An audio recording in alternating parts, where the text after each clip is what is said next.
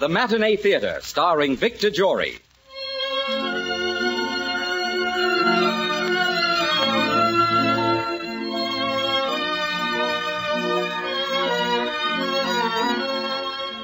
The Matinee Theater, starring Victor Jory in a most unusual Christmas play. A Stable in Bethlehem, Pennsylvania.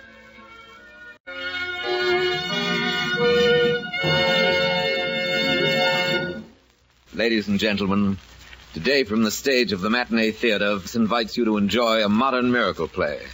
A different kind of Christmas story with a special meaning for all of us.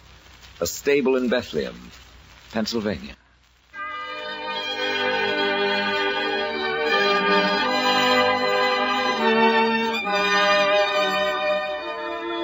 It's Christmas Eve, and behind the window of an exclusive Fifth Avenue club, two elderly men look out on the world with jaundiced eyes. In the sumptuous lounge of the club, there are only these two tonight, trying to conceal their loneliness at this festive time with bickering and cynicism. Oh, these chimes. I suppose we'll have to listen to those chimes all evening, Gordon. Yes, Christmas. The commercialism and hypocrisy of the whole thing turns my stomach, Townsend. Oh, that's something we agree on. It's all so obvious. Think of all those millions of people out there wrapping presents. Why? Only because they feel obligated, or they're trying to bribe somebody. It'll take you all these years to learn that? And these Christmas cards. Nothing but assembly line sentiment. People buy a card, put it in an envelope, stick a stamp on it, and send it off saying, "There, thank the Lord, he's taken care of." Christmas cards are a system whereby people remember to forget you. Greetings of the season. Yes. And when they get through sweeping out the tinsel and adding up their bills, they'll be back at each other's throats again. Look at these holly wreaths in the window. That Christmas tree with all its baubles. By George, I'm going to complain to the board of directors about this. Just needless expense. But I suppose I won't get anywhere. They're the prize collection of nitwits, our board of directors. No. Wait a minute, Gordon. Wait a minute. I resent that. I happen to be a member of that board. I apologize. I should have said they're all nitwits but one. Oh, thank you. And that one's a fool. Huh? Now, look here, Gordon. All right. You know, Townsend, I'll make you a wager. What's that? I'll bet not 1 in 50 people down there in the street knows the story of Christmas. Of Bethlehem, the shepherd. Oh, they know the story, all right. The strange thing about it is that they believe it. You're right. The miracle of Bethlehem is a myth. Are you sure of that, sir? Huh? What's that? Who are you? You're new here, aren't you? Yes, I am. Oh, I see. A substitute, eh? I suppose because some of the staff are home trimming their Christmas trees, celebrating. We don't matter, of course. We just pay our dues. I'm here to serve you, gentlemen. And probably getting time and a half because it's Christmas Eve. Well, we want 2 hot toddies. That's the only real thing about Christmas, the club's toddies. Yes, sir. And hot means hot, not lukewarm. Wait. Tell me something. Yes, sir. What did you mean just a moment ago when you said to me, "Are you sure of that?" Well, sir, you said the story of Christmas, of Bethlehem, and the shepherds was a myth. Yes, I said that. What about it? I'm sorry, sir. I must disagree with you. What do you mean by that? Well, sir, you see, the story of Christmas is true. I know that for a fact. It happened again only a year ago. Oh, stop talking in circles, man. Explain yourself. Just what are you driving at? The eternal story of Christmas, sir. It happened to real people. I heard about it from someone I know. Heard about it? From whom? Well, let's say he was a friend. He drove a truck carrying freight from here to Pittsburgh. 2 or 3 of them traveled together, as you might say, in caravans. An ingenious beginning. Caravans of trucks, is it? Like camels in biblical days, eh? You might say so. All right. Go on with your story. It was last Christmas Eve, just a year ago tonight, gentlemen. This friend of mine, his name is Michael, was driving through Jersey on the way to Pittsburgh, and this night he was alone on the road. The other drivers were home with their families. As he passed through towns along the way, he saw the houses and churches lighted up, and his heart was heavy with loneliness. Suddenly, snow began to fall so thickly that he could hardly see anything ahead of him. Mike drove along slowly, feeling his way. And all at once, the figure of a man loomed up in the flood of his headlights, stood there, motionless in the middle of the road. Mike had to slam on his brakes so that he wouldn't run over him. Hey, now, for the love of Mike, man, what do you mean standing in the road like that? You could have got yourself rolled flatter than a pancake. Are you crazy? I'm sorry, mister, but I had to stop you. Yeah? A soldier, huh? Well, what's the idea? What do you want? Are you heading west? Sure, that's my general direction. Why? Well, could you give us a lift? Just a little way even into some town, maybe? Us? Yeah, me and my wife. Your wife? What are you talking about, soldier? I left her back at a big sign over there while I tried to stop you. Back of the sign? Hey, what in... Look, it kind of protects it from the wind. We've got to get into some town quick, mister. Yes, you said that before. But what are you two doing out in a night like this? Well, you see, we're in a little tourist camp down the road, and there was no chance of getting a doctor there, so we thought we could pick up a ride. Look, mister, my wife's going to have a baby. Well, for the love of... Why didn't you say so in the first place? What do you use your brains for anyway, fella? Well, I... Yes, well, don't you know they've got to be kept warm? Now go and get her. Oh, thanks. I'll only be a minute. Mary, it's okay. You run up against on the road. A fine thing. Me, a delivery boy from the stork. I must have seen that sign 100 times. Golden Rule Department Store. Our slogan is, do unto others as you'd have others do unto you. Well, they couldn't have picked a better sign. Look, Bud. Hurry up. Oh, we're ready, mister. Okay. Get in. Gosh, lady, you look half frozen. I am kind of cold. Well, when I shut the door, the engine will warm you up. Now, don't be afraid of crowding me. The seat's plenty wide for the... All set? Yes, sir. Okay.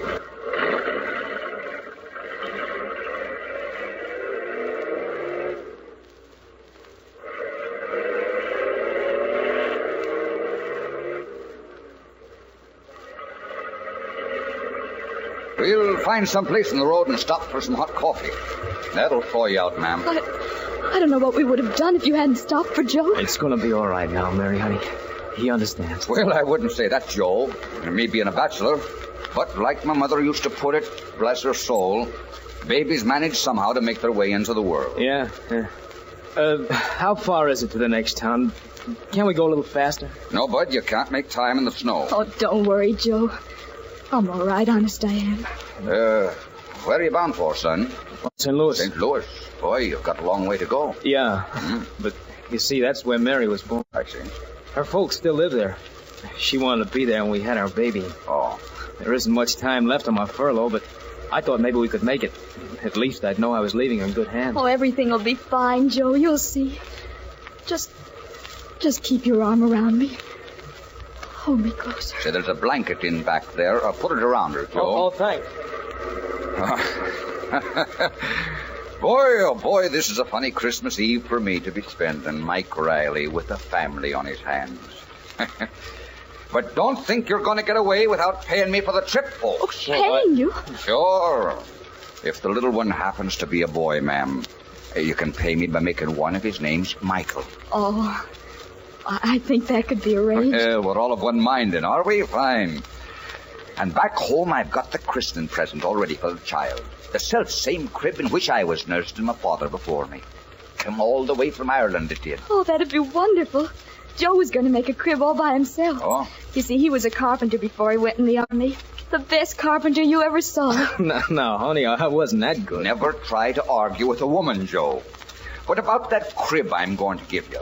Now that's something for a baby to stretch himself in, with plenty of rooms to kick his legs in the air.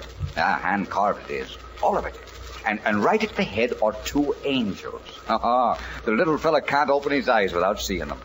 And this fine crib with all the trimmings is yours, ma'am. Oh, we'd feel very proud to have you as a godfather, Mike. Thank you. You don't mind if I call you Mike? Mike it is, ma'am. The only time I get Michael is when I see it on my pay envelope. Yeah, I'm always Joe. Last man that called me Joseph was the minister who married us. Remember, honey? Yes, he was so nice. He said, Joseph, do you take this woman? And Mary, do you take this man? Gee, my knees were so wobbly I could hardly stand. Yeah, I remember how funny you look. Watch your son. What's the matter, honey? Oh, nothing. I just feel a little sick. Mike, we got to get it to a doctor. Oh. What can we do? Well, we're going as fast as we can. If we go any faster, we'll end up in the ditch. We're going to do our best, soldier. And that's about all we can do.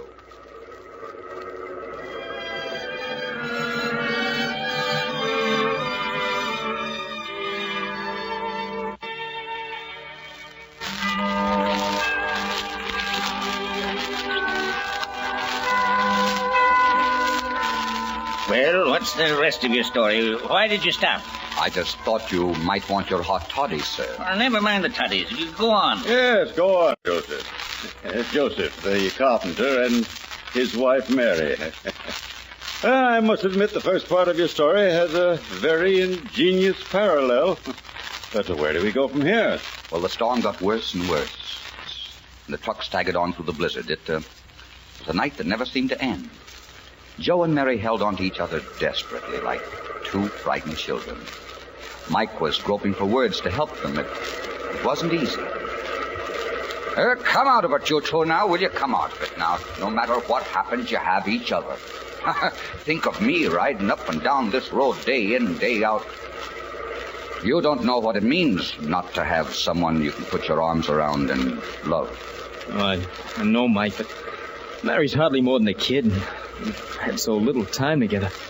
Why, we haven't even got You don't know what you've got, son. You don't know what you've got compared to lots of other people. He's right, Joe. So right. Please listen to him. Now, you take a fella like me, Mary. I go along the road passing by houses with all their lights shining out at me and the kids laughing and dogs barking and people safe inside their houses. And it gives me an emptiness in my stomach. Because you see, me and my truck, we could disappear into the darkness of the night and no one would care one way or the other. You know what I mean?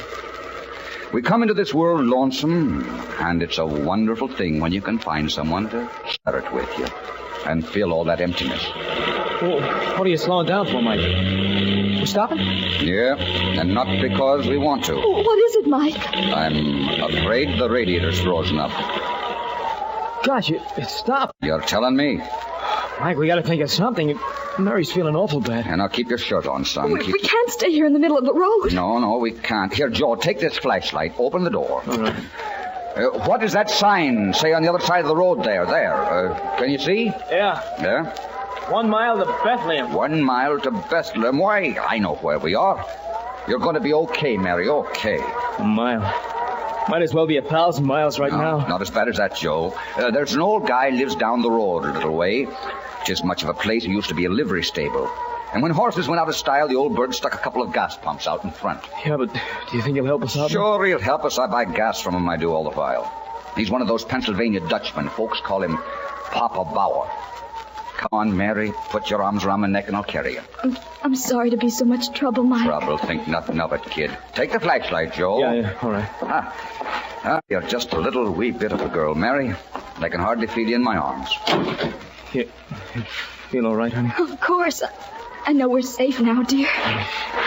The snow's getting deeper. Better stay here in the middle of the road, Mike. We'll be there in a minute.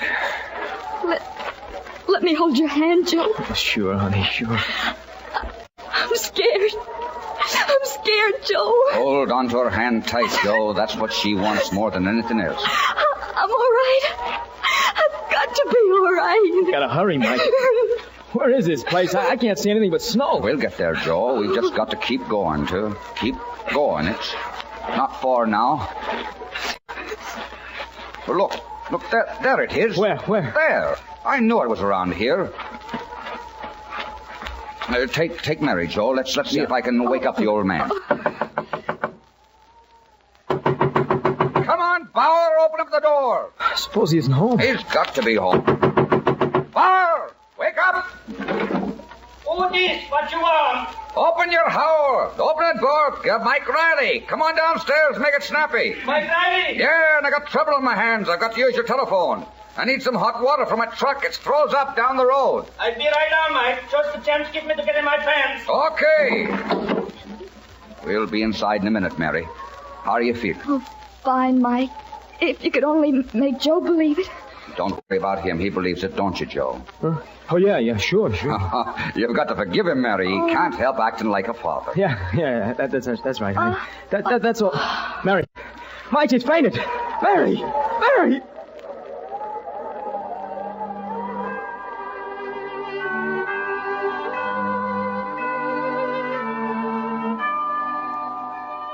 Well, they waited a few minutes. Joe and Mike and Mary. Minutes that seemed like hours. Papa Bauer finally came down and let them in. And there they were, Mary and Joseph and Mike Riley, in a stable near Bethlehem, Pennsylvania. That's pretty good.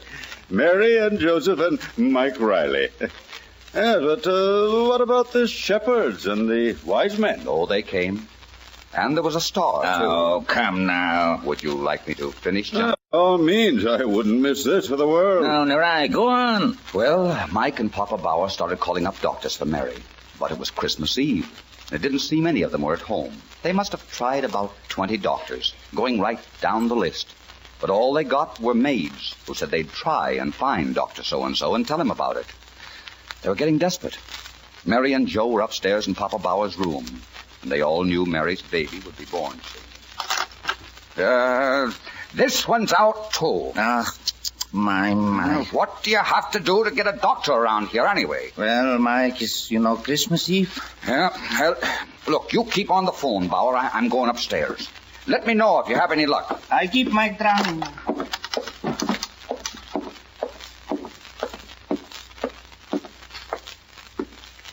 How is she, Joe? Oh, I don't know. Did you get a doctor? The old man's still on the phone. You mean you can't find a doctor? Oh, Mike, it's not fair. You can't expect her to have a baby in a stable with no one to help her. Don't worry, Joe. Please, darling. Don't worry. It's all right to say, but we're only kidding ourselves. Now, wait a minute, kid. Don't make it any worse for her. May I have some water? Sure, Mary, all the water you want. Here you are, honey.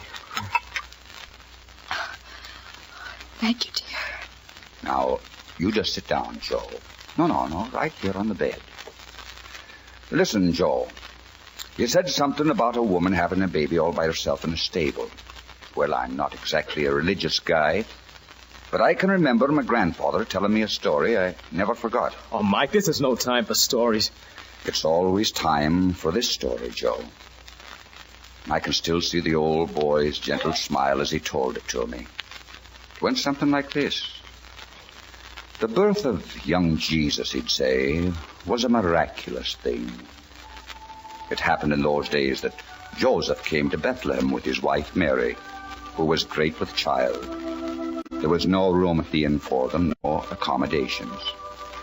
But there in a stable, she brought forth her firstborn child, a son, and wrapped him in swaddling clothes. And because she didn't have a crib, she put him in a manger. Now, in that part of the country, near Bethlehem, in the Holy Land, there were some shepherds keeping watch over their flocks by night. And what do you suppose happened? An angel of the Lord came down to them.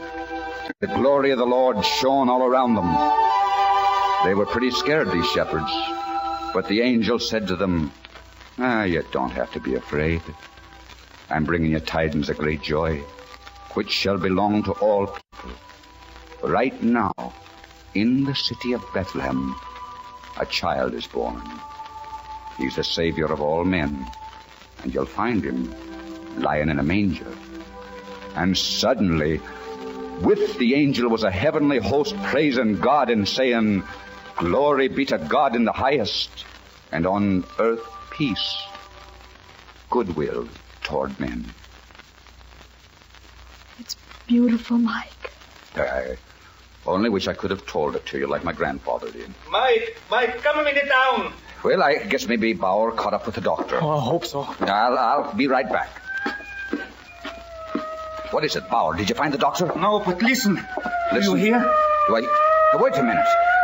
That's police siren. I wonder what is the trouble yet. I don't know. Hey, they're coming here. Is he coming?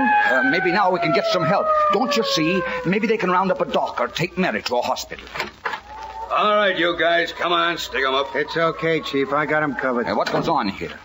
Are you coppers nuts or something? Yeah, what do you want? You'll find out. Keep reaching for the ceiling. Now, wait a minute, you guys, and keep quiet, will you? There's somebody upstairs who needs a doctor and needs him back. We know all about it. We brought a doctor along. Did you hear that, Mike? Yeah. All right, Dr. Henshaw. I'll keep these two guys covered. You upstairs. You too, Wilson. And be careful. They may be desperate. Okay, come on, Doc. Say, Chief, what's the big idea? You phoned for a doctor, didn't you? Sure, but we didn't hope for this kind of service. I am a quiet, law-abiding man. Everybody knows Papa Bao. Never mind. Stand up against the wall, you two. What's your name? Mike Riley.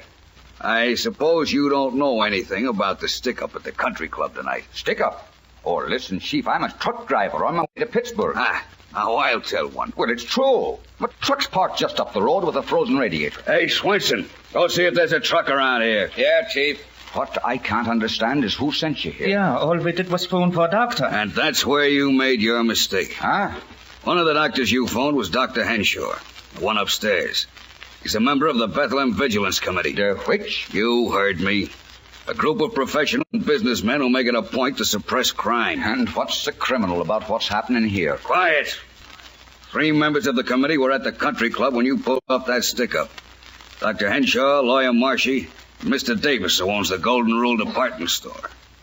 And Dr. Henshaw's maid phoned and said there was a rush call out here. They put 2 and 2 together and called me at headquarters. Well, I'm afraid they're going to be surprised. Oh, yeah? We'll see who's surprised. The job was pulled by a mob of 4. The 4th guy was a little slow on the getaway. As he was leaving, he saw a pendant that Mrs. Henshaw was wearing and stopped to rip it off. By the time he got to the door, the steward had a chance to get the gun out of his desk, and he winged this 4th guy in the leg. So naturally, he'd be needing a doctor. And so these 3 wise guys think they can pin it on us. Chief, you may not know it, but you've seen a miracle happen tonight. I don't know what you're talking about. No? We'll find out. Okay now, Chief. What's okay, Wilson? We got here just in time. Where's the doc? Oh, he's upstairs. And you ought to see the little rascal who caused all this commotion. This ought to be good, Bauer. Yeah. I don't see what's so funny. You should have seen him, Chief. Sweet as a lamb. Huh? Didn't he make any fuss? Not a single yip out of him. Did he pull any rough stuff? Only grabbed hold of my finger. Wilson, you've been drinking. Now pull yourself together. Listen carefully. What did he say? Will he talk? Well, in a year, maybe. You can't expect too much. Wilson, what are you talking about? The baby, of course. Did you say a baby? That's what he said. I heard him. Well, for the flat-footed. Now, Chief, watch your language. There's a child in the house. I was going to kiss him, but Dr. Henshaw said I might give him germs. Did you hear that, Bauer? It's a him. Yeah, is it not wonderful and in my stable already? Listen. Will you be listening to him now? With a pair of lungs like those, there's no telling what he'll make of himself in the world. And now, Chief, if you put that gun down, I'll be on my way upstairs. Why, I think I'll go with you. Oh, sure, and why not now? And you know, once the little darling sets his eyes on my beaming countenance, he'll be nothing but smiles. And while I'm at it, Chief, I'm going to ask him what he was doing at the country club tonight. You know, he's much too young to be doing gallivanting.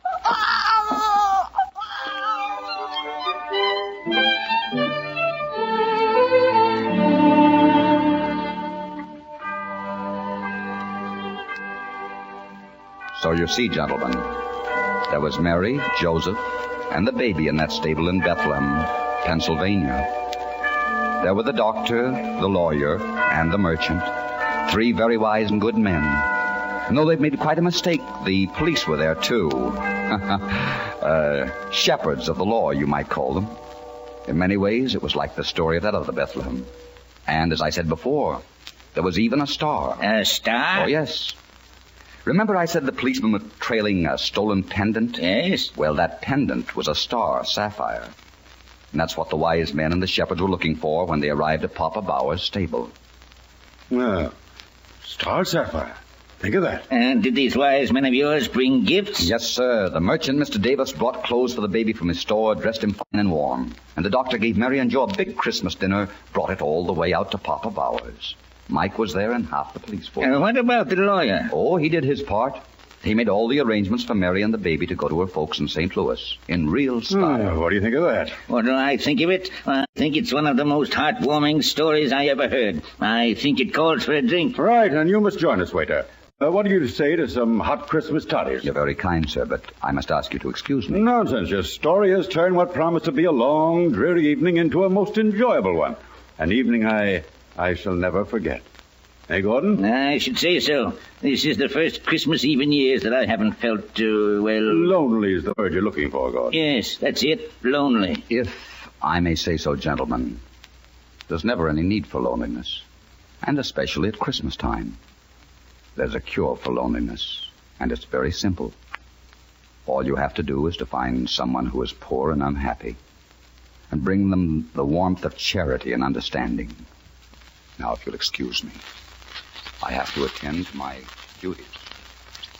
You know, Townsend, there's something strange about that fellow. Yes, but I did enjoy his story.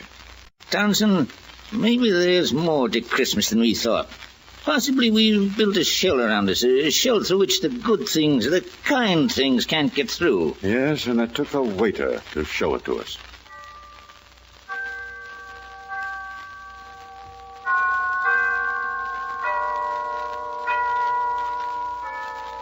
Well, Townsend, I wonder what that fellow's doing about those toddies. I'd better ring. Now, why do you suppose he wouldn't have a Christmas toddy with us? Oh, I don't know. Probably he's... Gentlemen, did you ring? Oh, it's you, Tom. Why, yes, Mr. Gordon. Naturally. Oh, I thought you were off tonight, huh? Oh, no, sir. Not on Christmas Eve. Well, then why did you have that other man wait on us? Other man? What other man? Why, the man who just left us. The man we've been talking to. I'm afraid I don't understand, sir. My station is just outside the door. Aside from you two gentlemen, I've seen no one enter or leave this room. What? That's right, sir. And I can assure you that we have no extra waiters on tonight. No extra waiters? What? Wait, Gordon. All right, Tom. Please bring us 3 hot toddies. Did you say 3, sir? Yes, Tom. 3. 1 for Mr. Gordon, 1 for me, and 1 for the, shall we say, the spirit of Christmas.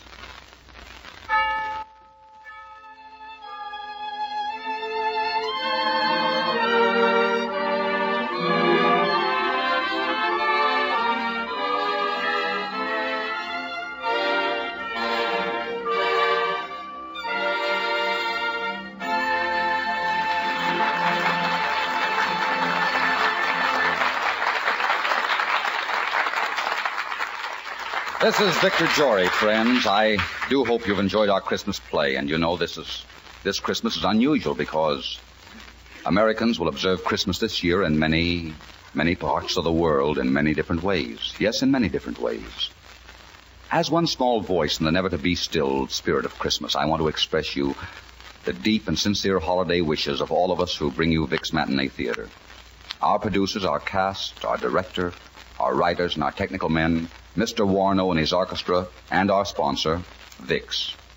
To you, our audience, we say thanks for your many expressions of appreciation for our efforts, the knowledge that you're enjoying our productions, and to your relatives in the service of our country who can't be with you tomorrow, well, God bless them and bring them back safely for another Christmas. Thank you, and a very Merry Christmas.